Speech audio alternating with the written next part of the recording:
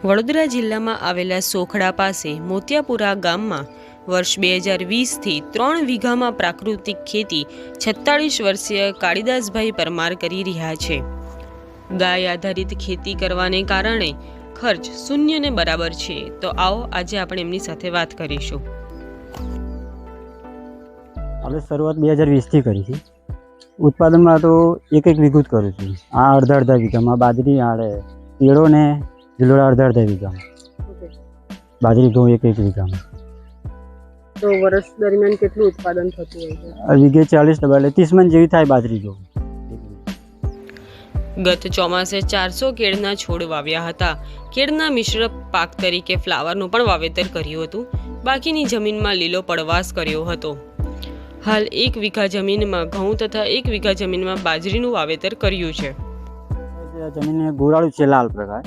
એમાં ખેતીમાં કીડા છે, ગિલોડી, બાજરી ને ઘઉં। શિયાળામાં મેં મરચીનું વાવેતર કરેલું। શિયાળામાં તો આપણે ઘઉં થાય, મરચી થાય, ફુલેવાર છે। આપણે શાકભાજી ઓછી કરીએ છીએ, ઘઉં ને મરચી વધારે કરીએ છીએ। તમારું પ્રાકૃતિક ખેતી કરી રહ્યા છો? હા, પ્રાકૃતિક।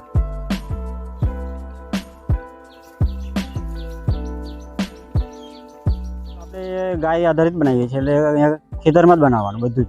ઘન જીવામૃત, વેસ્ટ ડિકમ્પોઝર, પછી જીવામૃત બનાવીએ, આકડાનો બોળો, એ બધું વારાફરતી પીએચ સાથે આપીએ। છંટકાવમાં દૂધ ગોળનો છંટકાવ કરીએ, ગૌમૂત્ર પણ છાંટીએ છીએ। પશુઓમાં તો આપણી પાસે એક ગાય છે, 2 ભેંસ અને એક પાડી। ગાય તો હમણાં જ લાયા, આ ખેતી ચાલુ કરી ત્યાં પછી જ ગાય લાયા, પહેલાં ગાય નથી આપણી જોડે।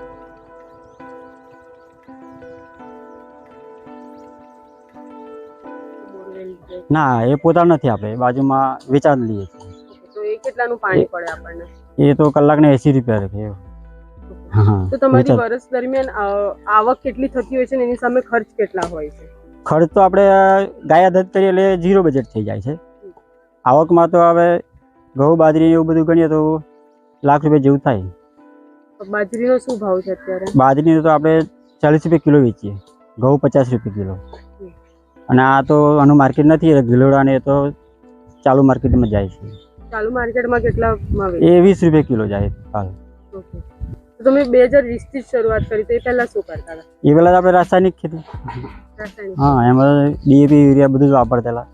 એમાંથી આમાં કેમ તમે આ શું રોગચાળો વધારે થવા માંડ્યો ને, તો એના હિસાબે આપણે આ ખેતી ચાલુ કરી। કેન્સર જેવા ભયાનક રોગ થાય, હાર્ટ એટેક આવે છે, બીપીના ઘણા બધા રોગો છે, રાસાયણિકથી રોગો થાય છે। તો આપણે એ રોગો ના થાય એના માટે આપણે આ ખેતી ચાલુ કરી। હા, મને ગળામાં ઇન્ફેક્શન થયેલું, હા, તો એના હિસાબે એ તો મટી ગયું, 2018ની અંદર થયેલું। તો પછી આપણને એક ભાઈએ કીધું કે આ ખેતી સારી છે આવા રોગો માટે। તો આપણે એ વખતે કોરોના ટાઈમ હતો, એ ભાઈએ મને જણાવ્યું, પછી આપણે આ ખેતી ચાલુ કરી દીધી।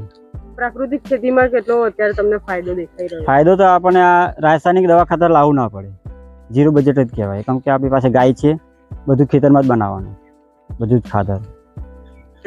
આના ખાવાથી ફરક પડ્યો તમને? ફરક પડે ને, રોગ જીવા આપણે બીમારી ઓછા થવાય, કોઈ પણ બીમારી ના આવે, આવે પણ ઘરે જ મટી જાય, દવાખાને ના જવું પડે એવું।